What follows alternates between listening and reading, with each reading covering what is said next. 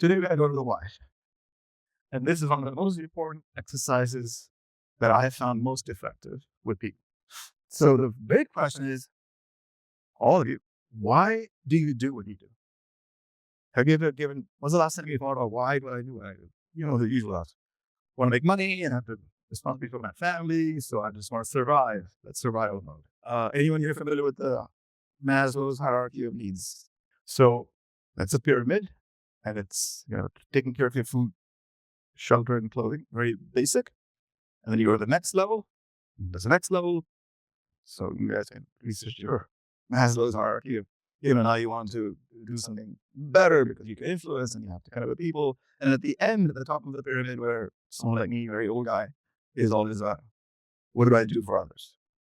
So that's why I do this work. So having a community beyond your family, beyond your loved ones, because that's anyway your responsibility. But what are you doing for others in life? Because if you think about it, what is the most satisfying thing you've ever done in your life? If you think about incidents. So, for example, most people would say, I've seen this exercise many times. Well, because when I was helping a blind woman cross the street, they would say that. Or when I gave money to something that was, I don't even connect with this charity, but I felt like this was something I should do. Like I was swept away in the tsunami, and because of my own experience, and a tsunami hit, an earthquake hit in Taiwan right after that in 2005, I just wrote a big check. I have no idea who it was going to, except some organization that was going to, deal with the victims and for rehab. And I just felt nothing I can do is write a check. Even that, if I could do, that would be helpful. Right? So that was satisfying to me.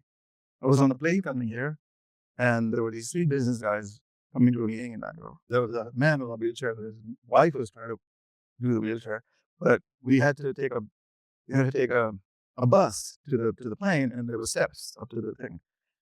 This guy, he just said to his colleague, "Could you just roll my bags? Because there's no wheelchair on the bus." And they should have arranged all that, but there was nobody there. He said, "Uncle, I'll help you." And so you just see the guys oozing with kindness, right?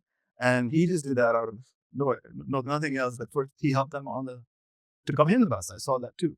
And then he said, "Okay, Uncle, I'll take care of you." And he slowly walked him up to the ramp or the steps.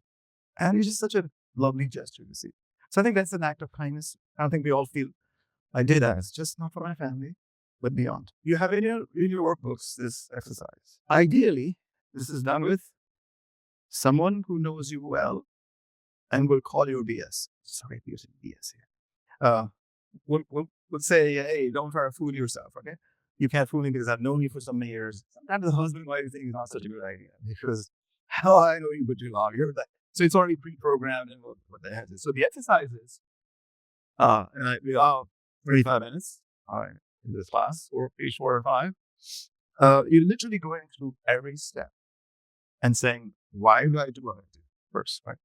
So you start, the first answer is, why do I do what I do?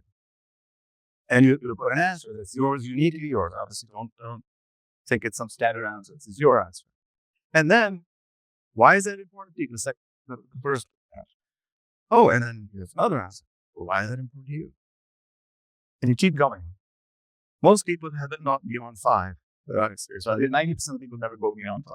So it's still very shallow.